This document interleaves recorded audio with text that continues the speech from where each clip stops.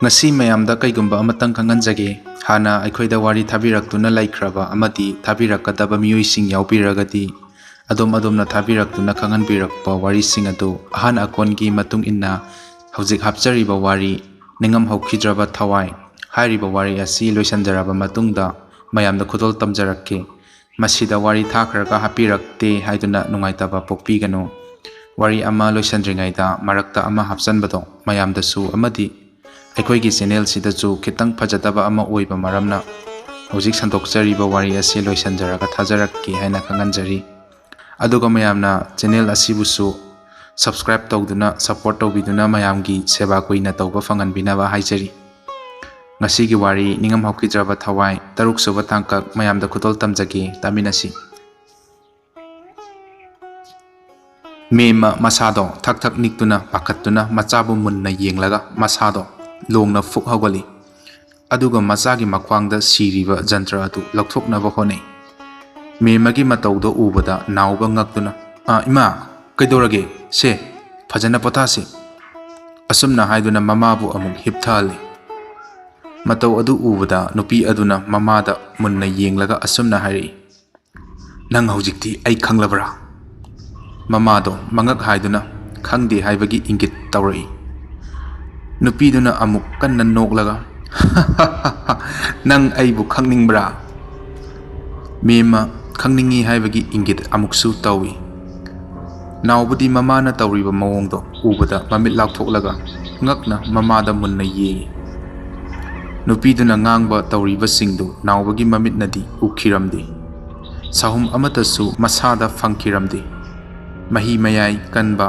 ꯖꯟꯇ꯭ꯔ ꯃꯁꯥꯗ ꯁꯤꯕꯗꯨꯅ ꯅꯨꯄꯤꯗꯨꯕꯨ ꯎꯗꯕꯅꯤ ꯍꯧꯖꯤꯛꯇꯤ ꯅꯨꯄꯤ ꯑꯗꯨ ꯇꯝꯊꯤꯔꯕ ꯁꯛꯇꯝ ꯍꯟꯖꯤꯟꯗꯨꯅ ꯇꯥꯏꯕꯪ ꯃꯤ ꯑꯃꯒꯤ ꯁꯛꯇꯝ ꯑꯣꯜꯂꯛꯇꯨꯅ ꯑꯃꯨꯛ ꯇꯞꯅ ꯍꯥꯏꯔꯛꯏ ꯏꯃꯥ ꯑꯩꯅꯤ ꯑꯕꯦꯝꯃꯅꯤ ꯑꯩꯕꯨ ꯈꯪꯕꯤꯗꯕ꯭ꯔꯥ ꯏꯃꯥ ꯃꯦꯝꯃ ꯁ꯭ꯋꯥꯏ ꯂꯥꯎꯈꯤ ꯈꯪꯄ꯭ꯔꯦꯛ ꯈꯪꯅ ꯃꯤꯠ ꯑꯗꯨ ꯆꯦꯠꯅ ꯎꯏꯁꯤꯜꯂꯤ ꯁꯛꯐꯝꯗꯨ ꯎꯕꯗ ꯀꯤꯕꯅ ꯃꯍꯥꯛ ꯊꯛ ꯊꯛ ꯅꯤꯛꯇꯨꯅ ꯃꯁꯥ ꯄꯨꯝꯕ ꯍꯨꯃꯥꯡ ꯄ꯭ꯔꯤꯛ ꯄ꯭ꯔꯤꯛ ꯀꯥꯡꯉꯤ ꯅꯨꯄꯤꯗꯨꯅ ꯑꯃꯨꯛ ꯃꯨꯟꯅ ꯌꯦꯡꯂꯒ ꯍꯥꯏꯔꯛꯏ ꯀꯤꯒꯅꯨ ꯏꯃꯥ ꯑꯩꯕꯨ ꯎꯔꯒ ꯀꯔꯤꯒꯤ ꯀꯤꯔꯤꯅꯣ ꯃꯦꯝꯃ ꯋꯥ ꯉꯥꯡꯕꯗꯤ ꯉꯝꯖꯗ ꯃꯈꯨꯠ ꯂꯣꯟꯅꯗꯨꯅ ꯑꯩꯕꯨ ꯀꯟꯕꯤꯌꯨ ꯑꯩ ꯂꯥꯟꯈ꯭ꯔꯦ ꯍꯥꯏꯕꯒꯤ ꯏꯪꯒꯤꯠ ꯇꯧꯔꯛꯈꯤ ꯅꯨꯄꯤꯗꯣ ꯃꯦꯝꯃꯒꯤ ꯃꯇꯧ ꯎꯕꯗ ꯍꯥꯟꯅꯒꯤ ꯇꯝꯊꯤꯔꯕ ꯁꯛꯇꯝ ꯑꯗꯣ ꯑꯃꯨꯛ ꯑꯣꯜꯂꯛꯇꯨꯅ ꯈꯥꯛꯅ ꯈꯥꯛꯅ ꯅꯣꯛꯇꯨꯅ ꯃꯦꯝꯃꯒꯤ ꯃꯉꯛꯁꯝ ꯇꯝꯅ ꯃꯈꯨꯠꯇꯨ ꯁꯥꯡꯗꯣꯛꯂꯒ ꯃꯦꯠꯄ ꯍꯧꯔꯛꯏ ꯑꯀꯤꯕ ꯈꯣꯟꯖꯦꯜ ꯑꯃꯗ ꯑꯃꯨꯛ ꯍꯥꯏꯈꯤꯕꯗꯥꯏ ꯅꯪꯅ ꯑꯩ ꯁꯤꯕꯗ ꯁꯥꯔꯦꯡ ꯊꯣꯡꯕ ꯆꯥꯒꯅꯤ ꯆꯥꯎ ꯅꯪ ꯄꯦꯟꯅ ꯁꯥꯔꯦꯡꯗꯣ ꯆꯥꯎ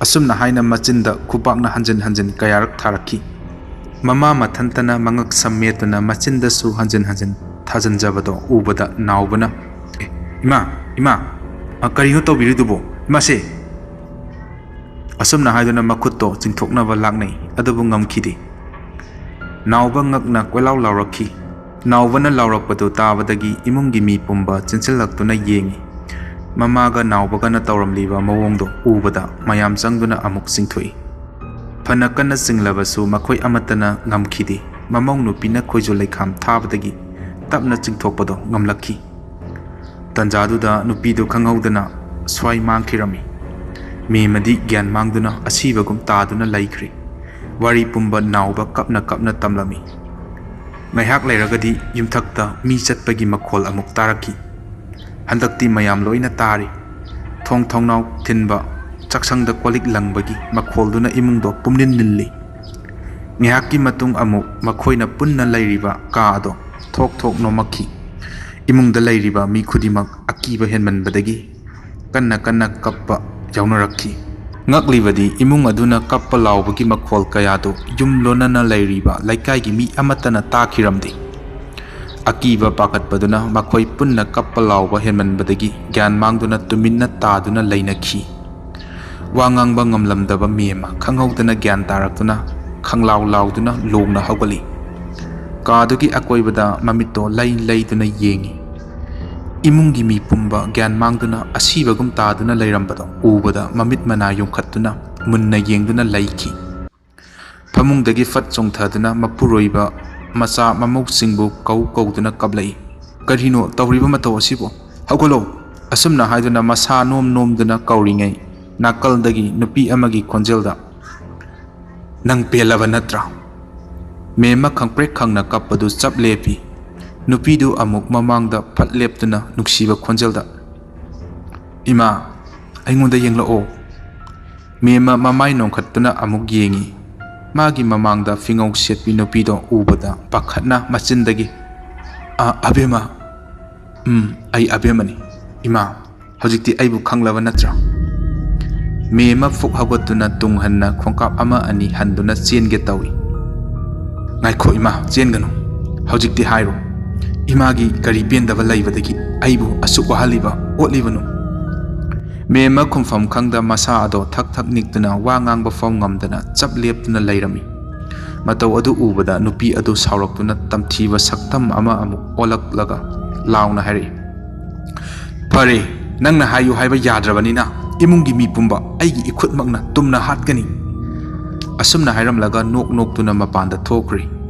mema haifam tawfam khangdaduna kaptuna pakhatpa henmanduna angaubigum gyan mangduna laimaida haithaki ahingdo haukre nongalakpada makhoi loina gyan tarakhi rajenna angangsa aikoi hojik asumna tumina laibanadi kanaroi maiba ama tanadabadi yararoi mema ngarang thokiba thodokto mamitta sum uduna laiki haukiba thodoksin amamamtang ningsingduna angaubigum tumina wa amata ngangdana makhong sangna tingthoktuna mina ngangba sakpa amata tadaba makai phamduna lairami nawbana ima kaidorage tumina lairadi mema wahai amata khumlakhidi mamittu ayengba mafamda adumak yengduna ungduna lairi mamau nupina masa nomlaga se ima kaidorage ba mema khangawdana machindagi launa ai lale asumna hairakhi Rajena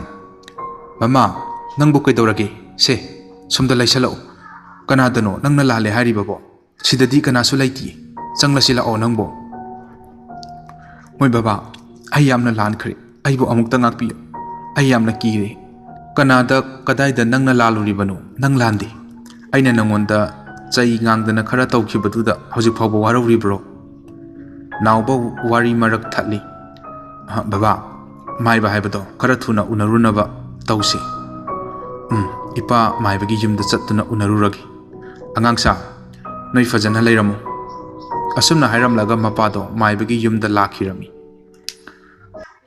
yumsibu mi leitabro yumsibu kana kana laige hanjan kawi adubu kanasu khumlakti ngahak leiraga nupi ama thoraklaga kana hangbibano kana oibiraba yumsibu ozamaiba mangigi yum natabra mani ado pabungdi laitiye anaba amagi imfalda kuire chatkiba o ibema adudi kaidongoi halakani haige adudi hairamdre pabungdi makhong yambanina adusu hangaudre ngasi nong nini muk lairagadi lakpasu tambangamdi o phare adudi ibema ozamaibasu thingnadrabanina ai amuk thokrage asumna hairamlaga rajen wakhal nungaitana yumda amuk halakhi mapana thawai nungaitana changlakpada ubada machanupa ahanna baba maiba unarakpro kari hairaki rajen mangon kakhatuna tapna fami aduga asumna khomi maibado thingnaraktre imfalda anaba amagi chatki haidana mayumda su leiramdarini baba adudi kamdawni horen amuk tawraklabadi kamdawba baba aikhoi yumse thadokuna mafam amada matam khara maibaduna laktri fawba chatpana fagadaba mansilei ibungo nangi wado chatnaba yaba wanati kire haidana yumse hek thadoklamba haibado laikai mamangda fajaroini me matapna wari marak thatli moi baba wa amata haijagi aina khangjaba maibi amalai ado saudi saubirakanu hayo asuk chiraba matam sida sauba saudabagi wado lapna thamkro mama nangna hairiba maibiduna kadaidagino aikhoi khun maningsidagini mamingna thoinu gobani yaragadi moiba maibiduda amuktang yenganse machanupa ahanna baba masina fagadra khale adudi baba aikhoi ani hekta chatlurase asumna haiduna mapa macha maibidugi yum hangduna lakhirami lambida ahal ama thingnaduna yum adu taklakpadagi changai Maibi Thoinusu laisangda lai khoiramduna hek leiramba tanja thoki. Maibiduga unaduna wari pumba tammi. Maibiduga loinana makhoi pulap lakminari. Mayum yaubaga maibidugi fida puthoklau haiduna Rajena memabu kokthui. Memana Ibema somda hekta kakhatpiyo. Ibemana harau harau lakpibase thawai se hek hingadab hek male. Karisu hena khanjingumse mana maning makha pangtok tawba yabrane hojikti ai lakledana. Mema mirak narak yengduna maibidugi manak nakna changsinduna chirol tawre. Ibema yaragadi ichanupa nawbagi mamangda nupidugi thawai nani haibadumak tangti khanganbirakanuko. Asumna hairamlaga fat handoktuna famki. Maibiduna su hoi haibagi mamit khaptuna ingit tawre. Lai khoirambada changadaba pochang chaijang pumba mathang manaw naina hairaki. Rajena lairuduna porakli. Maibiduna asumna amuk hairai. Ibungo nawbadi ude. Masu lai khoirambase yahongadabani. Thawaiduna mangonda tainaba ngamdaduna dasa aswanba namasida oina khangsanu haina wahanbani. Mema machabu kauduna parap changki. Nawbadi magi kada lairamdi. Kadaida chatkrabano khanna maning mayada koithi thiba horai. Adubu thiba khangdre. Mema thawai wana makhong gam thangduna pakhatna thorai. Ipa pakhatpa matawdo ubada Rajena. Hai nangbu nacha kokthoklu ni haina changkhraga kaidaurage ipa pakhatna amuk tholaklabadi. Kaidaurage nacha nupadi kaida lehorage. Aidi magi kada lairamgani khanduna yengubani. Ado madi lairamdre. Kangkha lukha kanagi maning maya thiba yaba thiri. Phangdre moi baba kamdausigge. Kari heba. Is adudi kamdauni. Haujipu amuk kadaida mabu thiruni. Asumna haiduna makok paiduna tuminna laikri. Machanupa ahanna Ima baba hauji ekoi famduna leibagi matam nati. Asumna hairamlaga thongalomda tafing thoki. Memana maibida yenglaga hairai. Ibema hauji angangdo phangdrabadi lai khoirambasidi kamdawgani.